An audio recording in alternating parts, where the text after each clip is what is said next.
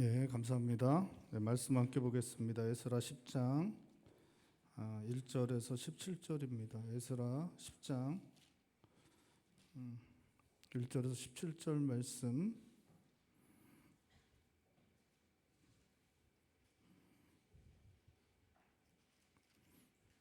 우리 15절까지만 읽겠습니다. 1절부터 15절까지만 읽겠습니다. 우리 교독하시겠습니다. 에스라가 하나님의 성전 앞에 엎드려 울며 기도하여 죄를 자복할 때 많은 백성이 크게 통곡하며 이스라엘 중에서 백성의 남녀와 어린아이의 큰 무리가 그 앞에 모인지라.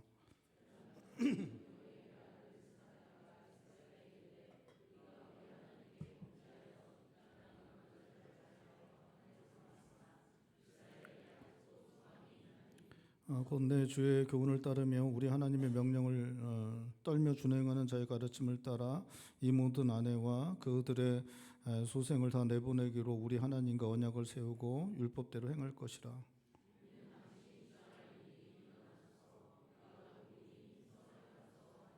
이에 에스라가 일어나 제사장들과 레위 사람들과 온 이스라엘에게 이 말대로 행하기를 맹세하게 하며 무리가 맹세하는지라.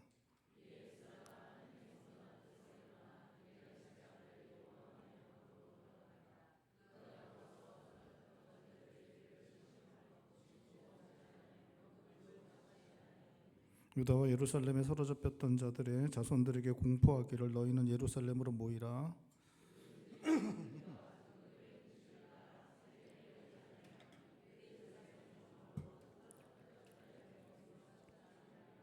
유다와 베냐민 모든 사람들이 3일 내에 예루살렘에 모인 이때는 아홉째 달 20일이라. 무리가 하나님의 성전 앞 광장에 앉아서 이 일과 큰 비 때문에 떨고 있더니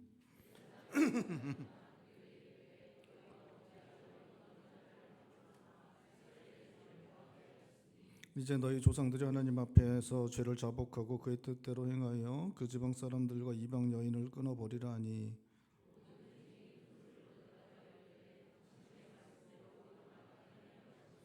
그러나 백성이 많고 또 큰 비가 내리는 때니 능히 밖에 서지 못할 것이요 우리가 이 일로 크게 범죄하였은즉 하루 이틀에 할 일이 아니오니.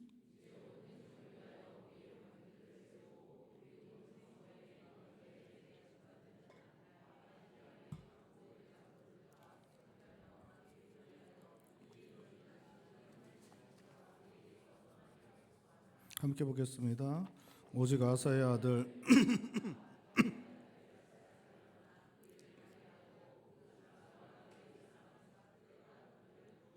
아멘. 오늘 우리가 에스라 10장의 말씀을 이제 함께 살펴볼 건데, 에스라 말씀의 마지막 부분, 마지막 말씀입니다. 우리가 계속해서 포로 이후에 이스라엘의 역사 가운데 일어난 사건들을 우리가 함께 살펴보고 있습니다. 처음에 다니엘이 잡혀갔을 때가 1차 포로 처음 잡혀갈 때인데, 그때부터 시작해서 우리가 함께 이제 말씀을 쭉 살펴보고 있습니다. 에스라서는 이제 1차 포로 기한 돌아오는 때 1차 포로 기한과 2차 포로 기한의 백성들의 이야기들을 이렇게 기록하고 있는데, 우리가 이렇게 계속 살펴보았고 오늘 드디어 우리가 에스라 마지막 장을 함께 살펴보고 있습니다. 3차 기한은 느헤미야 때부터 느헤미야서에 기록되어 있습니다.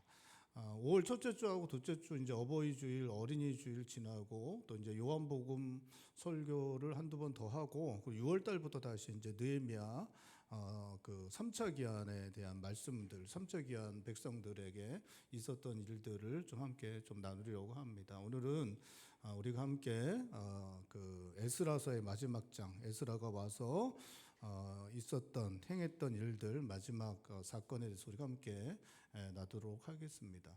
에스라는 1차 포로 기한 이후에 78년이 지나고 나서 아닥사스다 왕 때 이스라엘 백성들과 함께 포로 2차 기한으로 이렇게 가나안 땅에 돌아오게 됩니다. 예루살렘에 도착해서 이제 가지고 온 제물들을 성전에 드리고, 그리고 이제 백성들과 함께 번제를 하나님 앞에 드립니다.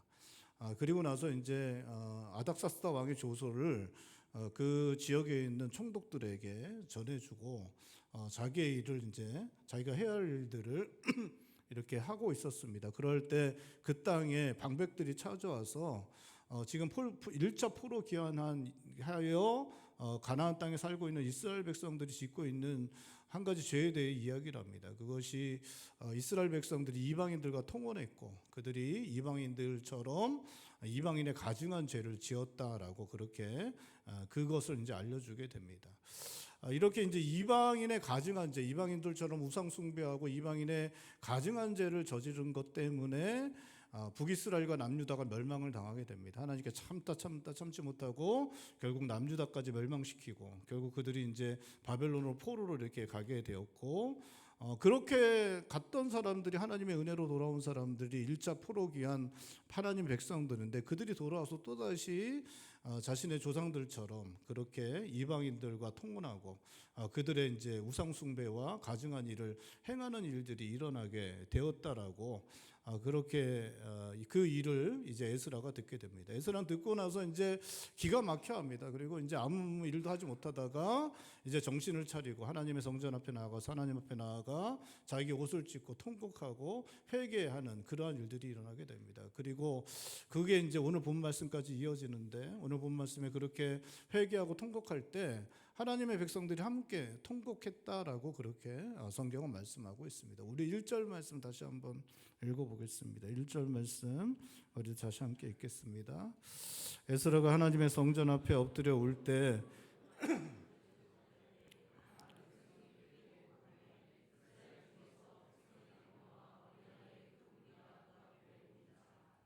그렇게 에스라가 백성들과 함께 하나님 앞에 회개하고 통곡하고 있을 때 엘람 자손 중에 여이의 아들 스가냐가 우리가 하나님께 범죄하여 이 땅 이방 여자를 맞이하여 아내를 삼았지만 아직도 이스라엘에게 소망이 있다라고 그렇게 이제 2절에 말해주고 있습니다. 그렇게 2절에 그렇게 소망이 있다고 말하고 그 이유를 이제 3절에 이야기하고 있는데 우리 3절 말씀도 한 목소리 읽겠습니다. 3절입니다.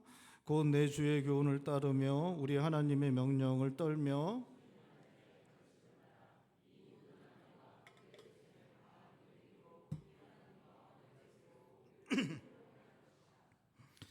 내 주의 교훈은 이게 이제 에스라가 주는 교훈을 말합니다. 이렇게 이제 사람 앞에서 이제 이야기하는 건데 스가냐가 에스라 앞에서 내 주의 교훈이라는데 에스라를 갖다 높여서 얘기하는 거예요. 그러니까 내 주의 교훈은 에스라가 주는 교훈인데 에스라가 주는 교훈은 이제 하나님의 말씀으로 학사 에스라였기 때문에 하나님의 말씀으로 주는 교훈입니다. 그리고 이제 두렵고 떨림으로 지키는 하나님의 명령도 하나님의 말씀이죠. 그러니까 내 주의 교훈도 하나님의 말씀이고 두렵고 떨리는 마음으로 지키는 그 하나님의 명령도 하나님의 말씀인데 그 하나님의 말씀에 따라서 그렇게 자기에게 이제 결혼했던 이방 여인들 또 그 소생들을 내보내기로 하나님 앞에서 언약하는 사람들 그러한 사람들이 있기 때문에 이제 소망이 있다 아직 소망이 있다라고 그렇게 그 스가냐가 에스라에게 이야기를 하고 있는 것입니다.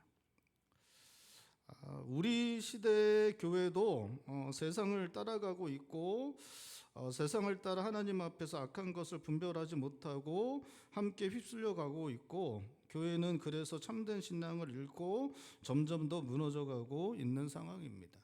그러니까 돌아온 백성들이 이방을 따라서 악을 행함으로 말미암아 그렇게 하나님 앞에서 또다시 그렇게 하나님의 진노에 앞에 놓여 있는 것처럼 사실 우리 시대 한국교회도 세상을 따라가느라고 그것 때문에 결국 신앙을 잃고 무너져가고 있는 상황인 것 같습니다.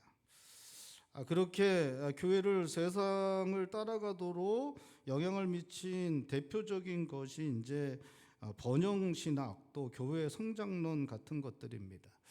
우리 앞선 시대에 교회가 번영신학을 이제 가르쳐서 많은 성도들이 이제 세상적인 성공만을 이제 원하고 또 이제 기복주의 신앙 같은 거에 이렇게 매달리게 돼서 성도들의 신앙이 참된 신앙과는 멀어지는 그러한 일들이 한국 교회 가운데 있었고 그것이 이제 교회의 신앙을 잃어가는 모습으로 이제 나타나게 된 것 같습니다.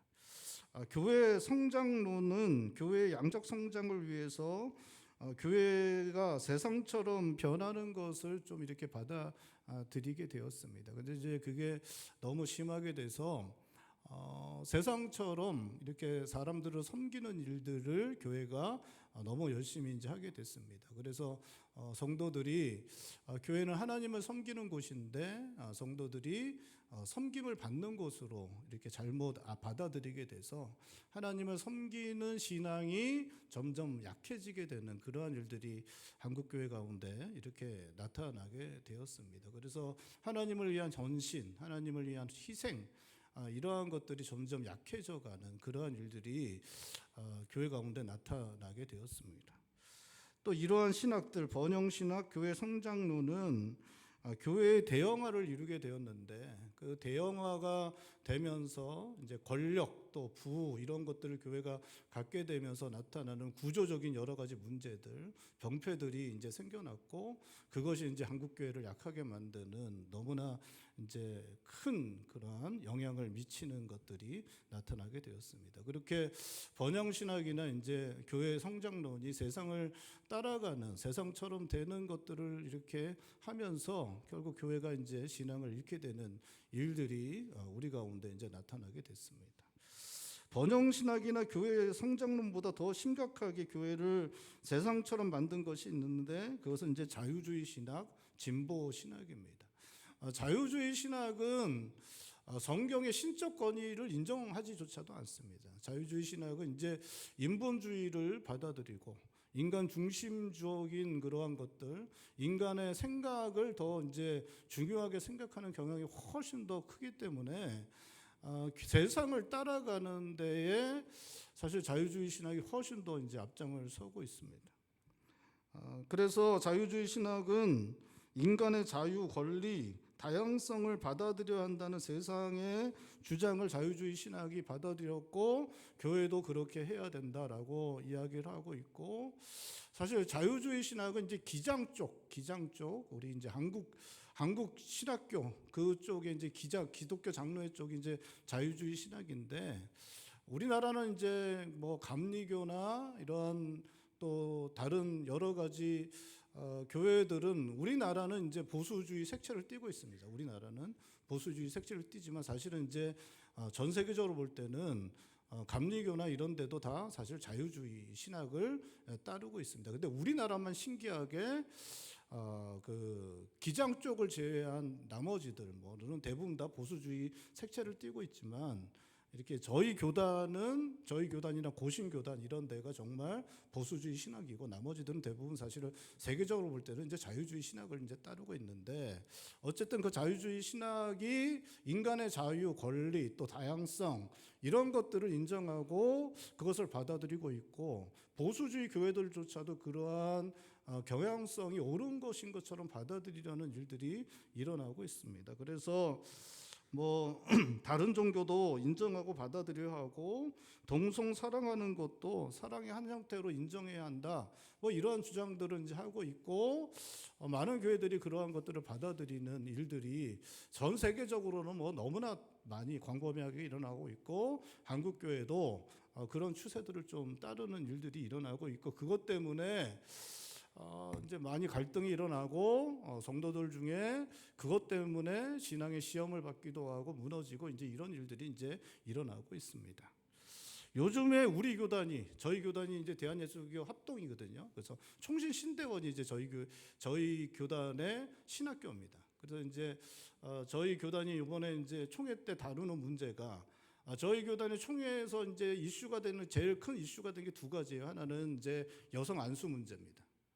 또 한 가지는 그 73세로 연장하는 거예요. 이 두 가지가 이제 그 아주 그 뜨거운 이슈입니다. 근데 요즘에 이제 73세는 이거는 사실은 이제 뭐 지금으로선 당위성이 부족하지만 2040년 50년 되면 그 사역자 숫자가 너무 부족해져서 이건 어쩔 수 없는 선택이 되지 않을까. 이게 무슨 뭐 목사들이 노욕이 있어서 하겠다는 게 아니라 이게 이제 전 사회가 우리 한국 교회, 우리 한국 사회 전체가 노동력이 부족해서 이렇게 연장이 되잖아요. 이렇게 그게 연장이 되는 것처럼 한국 교회 자체에 뭐 목사들을 하겠다는 사람들 자체가 없고 숫자가 자꾸만 줄어드니까 이제 뭐 지금은 뭐 통과되지 않지만 뭐 그때 되면 어떻게 될지 모르는 문제인데, 그거보다도 지금은 이제 여성 안수 문제 때문에 교회가, 저희 교단이 욕을 먹고 있습니다. 지금 어느 때인데 여성 안수를 안 하냐, 뭐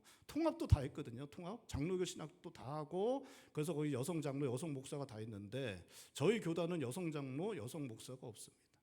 여러분 어떻게 생각하세요? 여성 장로, 여성 목사가 있어야 됩니까? 없어야 됩니까? 저는 이제 개인적으로는 여성 목사가, 저는 여성도 목사가 할 수 있다고 저는 개인적으로는 생각합니다. 개인적으로는 저는 그렇게 받아들여요. 목사 역할을 여자가 잘할까, 남자가 잘할까? 저 이제 목회를 30년 정도 했는데, 저는 한번 투표를 해볼까요? 그 뭐 다 떠나서 저가 목사로, 저희 교회 담임 목사를 하는 게 좋을까? 제 아내가 담임 목사를 하는 게 좋을까? 한번 손 들어 보세요. 제가 좋겠습니까? 손 들라 그러면 아무도 안 들겠죠, 그렇죠? 근데 이제 아마 무기명 투표하면 다 제 아내 이름을 쓰겠지만, 저는 그 남자와 여자가 차이가 있잖아요, 그렇죠? 남자는 좀 더 뭐 성격이 좀 뭐 이렇게 변화가 없고 뭐 이렇게 일관성이 있고 뭐 이렇게 있고, 여자는 좀 더 감정적이어서 이렇게 좀 더 다정하고 보듬어주고, 장단점이 다 있죠, 그렇죠? 말씀을 뭐 남자라고 말씀을 뭐 깊게 보고 여자라고 말씀을 뭐 가볍게 보고 그렇지 않죠. 다 이렇게 똑같습니다. 뭐 다를 거 없습니다. 남자와 여자 차이가 별로 없고, 이렇게 뭐 남자가 하든 여자가 하든 저는 상관없다고 생각합니다. 특별히 저는 이제 우리 시대의 아들이잖아요. 저도 이제 69년생인데 저도 우리 시대를 살아왔기 때문에 저도 남녀 차별을 지극히 싫어합니다. 남녀는 다를 뿐이지 차별해서는 안 됩니다. 그래서 어떤 직위든 어떤 역할이든 남자든 여자든 동일하게 가져야 된다고 저는 생각합니다.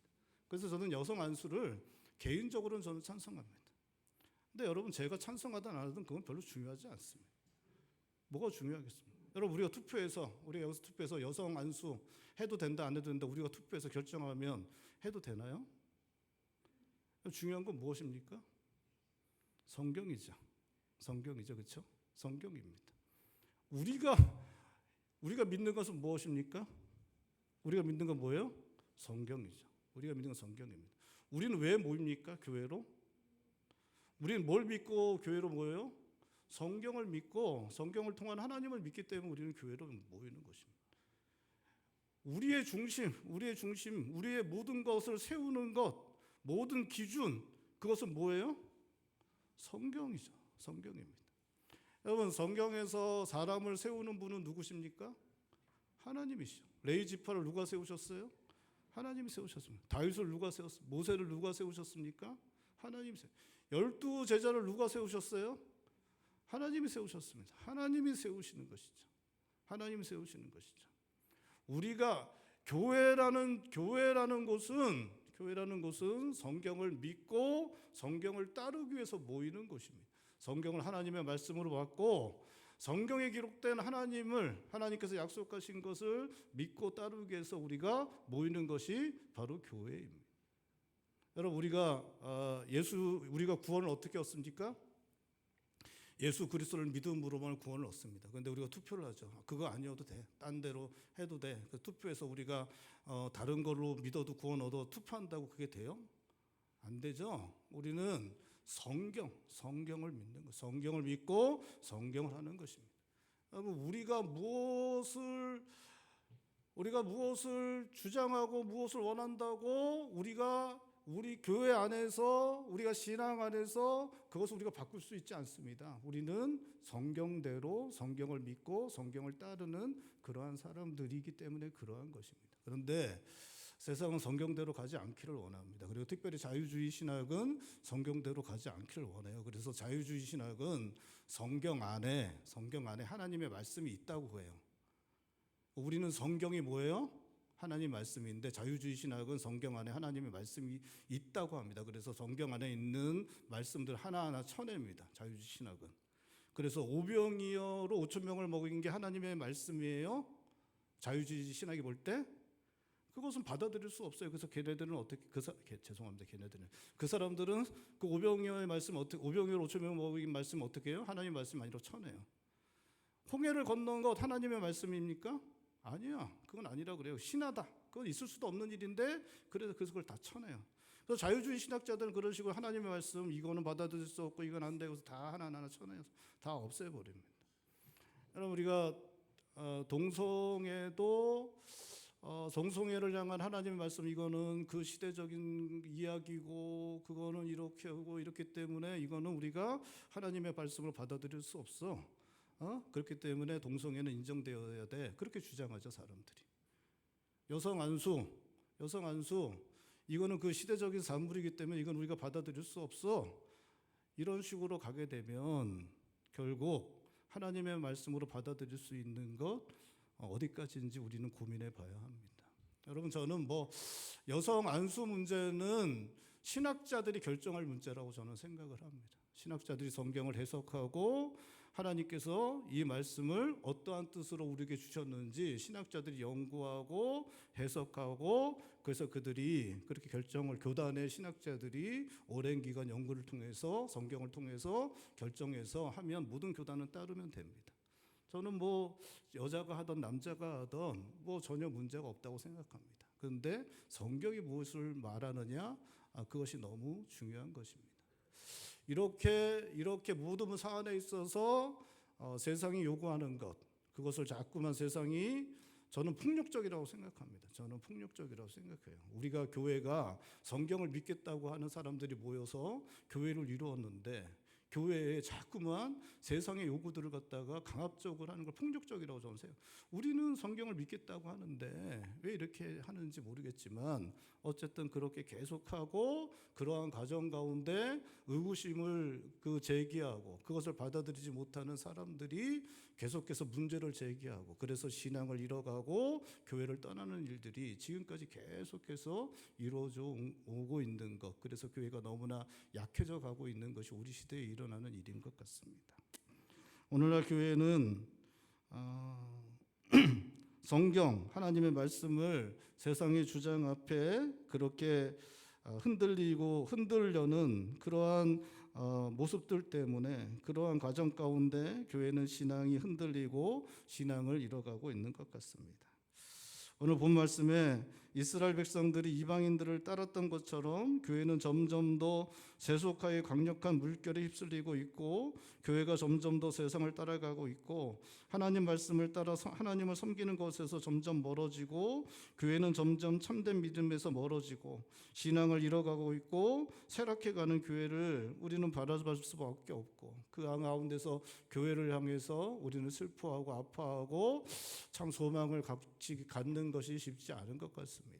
유럽 교회가 망하고 미국 교회가 망해가고 똑같이 너무나도 안타깝지만 똑같이 한국 교회도 그렇게 세상을 교회도 따라가다가 그렇게 망해가는 그 전철을 여전히 밟고 있는 그러한 일이 우리 가운데 일어나는 것 같습니다. 여러분 이러한 때라도 교회 안에서 하나님의 말씀이 선포되고 있고 선포되는 하나님의 말씀을 두렵고 떨림으로 지키려 하고 있고 그 말씀대로 제약된 것을 돌이키려는 성도들이 있다면 소망이 있는 것이다. 오늘 성경은 우리들에게 말씀하고 있습니다. 사랑하는 성도 여러분, 우리 교회가 변함없이 하나님의 말씀을 전하고 그 말씀을 두렵고 떨림으로 준행하고 그 말씀에 순종하여 제약된 것에서 돌이키는 일들이 우리 교회 성도들 가운데 계속해서 나타날 수 있기를 바랍니다. 여러분 그러한 사람들이 소수일지라도 그러한 사람들이 있다면 거기서 다시 하나님께서 놀라운 일을 시작하실 수 있습니다. 그렇기 때문에 우리 안에 소망이 있을 수 있는 것입니다. 우리 교회가 성경 이 하나님의 말씀 이 말씀을 받들고 이 말씀대로 살고 이 말씀대로 우리가 믿음으로 살아서 소망이 넘쳐나는 그 어떠한 때라도 하나님의 소망을 품어내는 그러한 교회가 될 수 있기를 주님의 이름으로 축원드립니다. 스가랴는 이스라엘 백성들이 하나님 말씀 따라 이방 여인들과 그들의 자녀들을 돌려보내기로 하나님과 언약을 세우고 율법대로 행하기로 하였다고 하면서 백성들에게 이 일을 행하도록 할 사람이 바로 에스라고 합니다. 그리고 이 일을 자신들이 도울 테니까 일어나서 이 일을 힘써 행하라고 그렇게 말하고 있습니다. 5절에 에스라가 제사장들과 레위 사람들과 온 이스라엘에게 이 말대로 행하기를 맹세하게 하였고 그들이 맹사였다라고 그렇게 말하고 있습니다. 그러니까 이제 그러한 일들이 있을 테니까 하나님 말씀 따라 살기로 결정한 사람들이 이방 여인과 그 여인과 사이에서 낳은 자녀들을 돌려보내는 그런 결단을 하는 일들이 있으니까 당신이 이 일에 앞장서라고 에스라에게 이야기하였고 에스라가 그렇게 하니까 오늘 제사장들 레위인들 또 이스라엘 사람들이 그렇게 결단하는 일들이 일어났다라고 그렇게 말씀을 하고 있습니다. 여러분 이제 그 1차 포로기한자들 이 백성들은 경제적으로 또 문화적으로 약자들이었습니다. 그러니까 경제적으로 문화적으로 약자들은 경제적으로 문화적으로 강자들에게 흡수될 수밖에 없습니다. 이게 흡수될 수밖에 없어요. 그게 그러니까 이스라엘 백성들이 광야에서 40년 이제 살았잖아요. 그렇게 살고 이 가나안 땅 들어가니까 그 사람들하고 이제 같이 거래하지 말고 함께 살지 말라 그러거든요. 그 이유가 뭐냐면 이 이제 이스라엘 백성들은 경제적으로 문화적으로 약자였기 때문에 그래요. 광야 40년 동안에 광야에 이제 없는 게 있잖아요. 뭐가 없습니까? 광야에 뭐가 없어요? 물이 없죠. 물이 없어요. 물이 없으면 뭘 못합니까? 세수를 못하죠. 세수를 못하잖아요. 세수를 못해요. 여러분 저기 뭐 우리 아내들이 다 예쁘지만 아내들이 세수를 안 하면 어떻습니까? 여러분 광야에서 40년 사는데 이제 그 이야기를 40년 동안 옷을 입었지만 헤어지지 않았다 그러죠. 이게 좀 그렇잖아요. 헤어지지 않았으니까 맨날 그 옷 또 입고 또 입고 그랬어요. 헤어져야 좀 갈아입는데 신은 닳지 않고 옷은 헤어지지 않았다. 그 옷 맨날 입었던 옷 또 입고 씻지도 않고 그러니까 여자들이 가꾸지도 않고 그러니까 좀 그렇죠. 그렇게 40년을 살다가 그 남자들이 가나안 땅에 들어갔더니 잘 씻고 예쁘게 잘 가꾼 여자들을 보니까 어떻게 돼요? 눈이 돌아가고.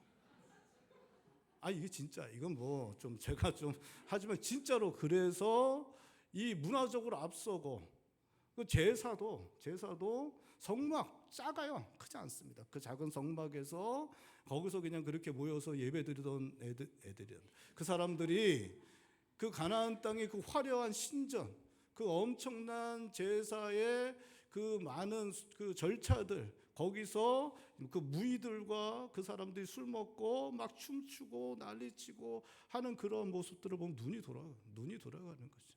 눈이 돌아가서 거기에 다 빠지고 우상 숭배하고 그렇게 문화적 강자, 경제적 강자들에게 약자들이었던 경제적 문화적 약자들이었던 이 사람들이 들어가서 그들과 함께하면 다 그냥 흡수돼서 우상 숭배하고 끝장날 거를 너무나 잘 알고 계셨기 때문에 하지 말라고 하신 것처럼 여기도 그랬거든요. 그렇기 때문에 이들과 함께 지나면 그들에게 흡수되고 우상 숭배하고 악한 일을 하기 때문에 하는 것이 너무나 당연한데 거기다가 아들, 딸들 결혼시키고 사돈관계 맞으면 그냥 다 넘어가는 일들이 일어나기 때문에 하나님 백성으로 살려면 제일 먼저 해야 되는 일 중 하나가 그들과의 혼인관계를 끊고 돌려보내는 일이 마땅히 필요한 일이었습니다.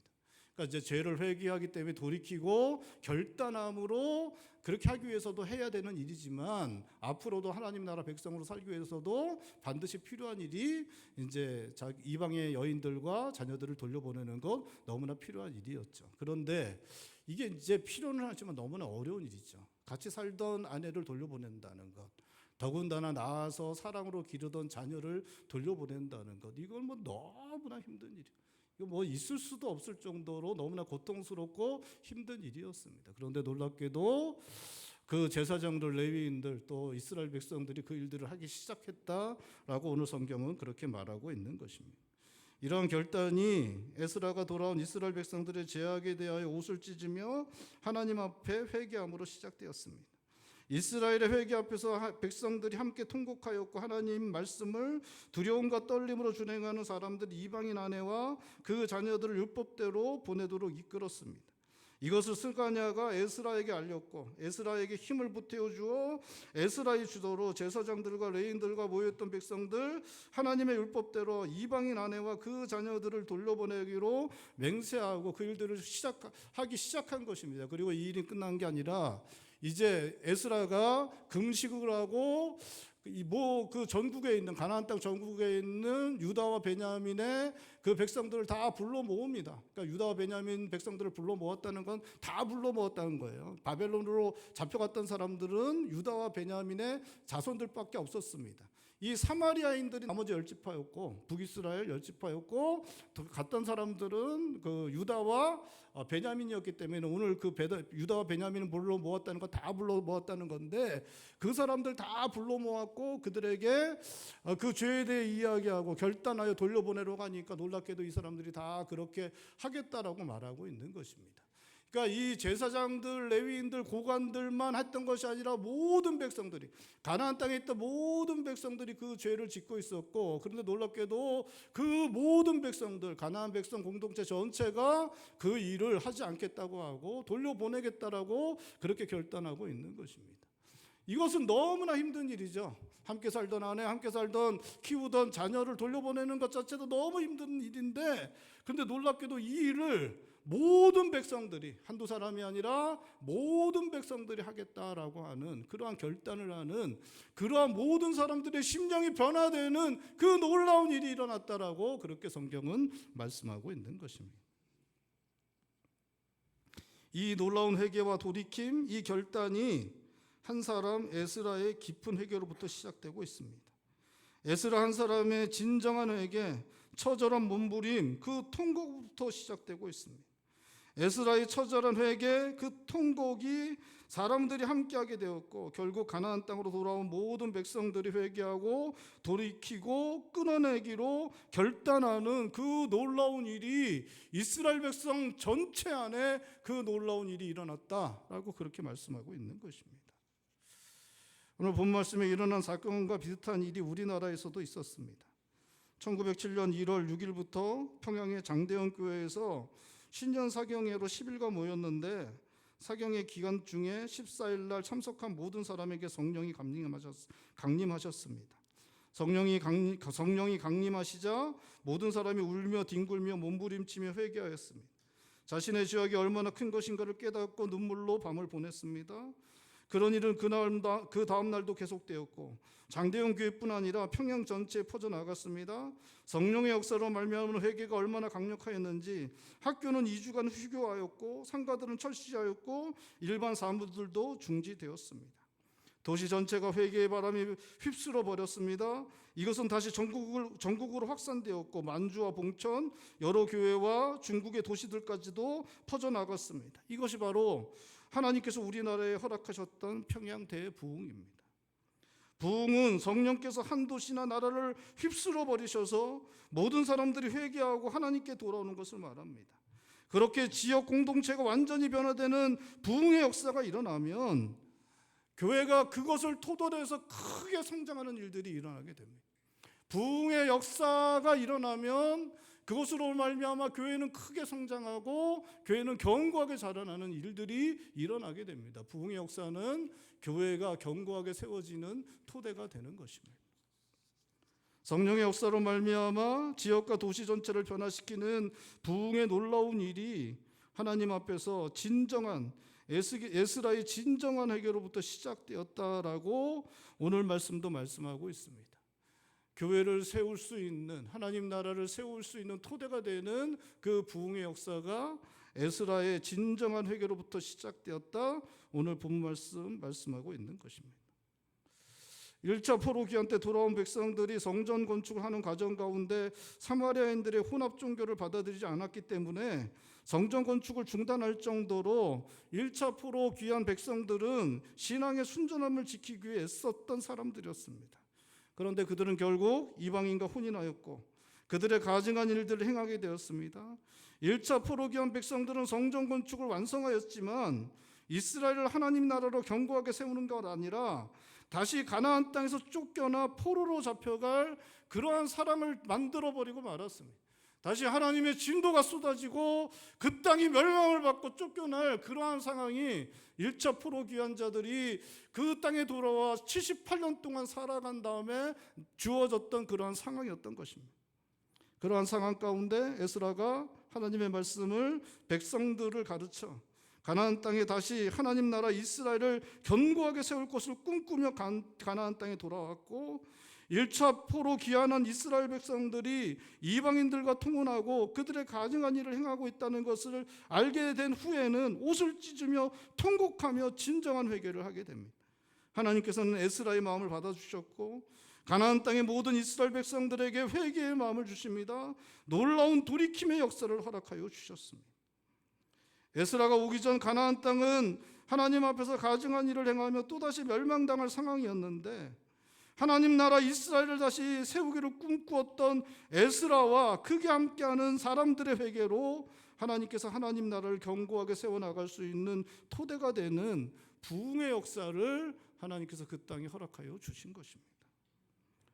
성령께서 성령의 바람으로 강력하게 역사하셔서 모든 심정들 가운데 회개의 마음을 주시고 돌이키는 결단을 하게 되는 부흥이 있을 때 하나님의 나라, 교회가 세워지는 토대가 만들어질 수 있습니다. 그 위에 교회는 다시 성장하게 되고 다시 견고하게 세워질 수 있습니다. 그 부흥은 하나님의 전적인 은혜로 주어지는 것이지만 그 부흥의 역사 가운데는 언제나 에스라처럼 이 땅에 하나님 나라를 꿈꾸고 그 죄악을 진정으로 회개하는 사람들이 있었습니다. 그들의 시작은 적은 수였지만 그들이 하나님 앞에 진실된 마음으로 기도하며 하나님의 은혜를 구할 때 그들을 사용하셔서 부흥의 놀라운 일을 하나님께서 허락하여 주셨습니다. 사랑하는 성도 여러분, 하나님 나라가 우리 시대에도 임할 것을 꿈꾸며 하나님의 은혜를 사모하며 성령께서 우리 가운데 역사하셔서 그 놀라운 은혜를 주시기를 기도하시는 성도님들 되시기를 바랍니다. 우리 시대는 정말 너무나 암울한 시대입니다. 정말 다음 시대에도 교회가 하나님께 영광 돌리는 일들을 계속할 수 있을까? 정말 미국 땅으로 많은 선교사들을 파송했던 이 한국 교회인데 정말 다음 세대에도 세계 복음화를 위한 그 일들을 우리 한국 교회가 감당할 수 있을까? 참 쉽지 않을 것 같다는 생각을 할 수밖에 없는 그러한 상황입니다. 사랑하는 성도 여러분, 에스라처럼 하나님 나라를 꿈꾸고 그 죄악을 진실된 마음으로 회개하며 하나님의 은혜를 구하는 자들에게 그들을 통해서 하나님께서 부흥의 역사를 허락하시고 모든 심령들이 변화되는 놀라운 일들이 일어날 때 그 안에 교회가 다시 세워지고 견고하게 교회가 세워질 수 있다는 것 기억하시고 에스라의 마음으로 하나님의 은혜를 구하며 살아가셔서 하나님께서 그렇게 영광스럽게 역사하시는 거 보실 수 있는 우리 한마음교회 성도님들 되시기를 주님의 이름으로 축원드립니다. 기도하시겠습니다. 우리 시간에 기도할 때 하나님, 우리의 시대도 에스라가 맞닥뜨린 그러한 가나안 땅의 현실과 다를 것이 별로 없는 시대입니다. 하나님, 우리도 에스라처럼 하나님 나라를 꿈꾸며 우리의 죄를 진실된 마음으로 회개하며 하나님의 은혜를 구하는 그러한 삶을 우리도 살겠습니다. 주님, 우리 시대에도 하나님께서 그렇게 영광스럽게 역사하실 것 주님 좀 보게 하여 주시옵소서. 유럽과 미국과 우리 한국 땅에 하나님께서 시대 때마다 하나님의 시간에 부흥의 놀라운 일들을 허락하시고 교회를 왕성하게 세워주셨던 것처럼 그 영광스러운 일이 우리 시대에도 일어날 것 믿음으로 바라보며 에스라처럼 하나님 나라를 꿈꾸고 우리의 죄를 진실된 마음으로 회개하며 하나님 앞에 서겠습니다. 하나님, 우리 시대 가운데도 그 은혜를 허락하여 주시옵소서. 우리 시간에 한 목소리와 함께 기도하겠습니다. 기도합니다.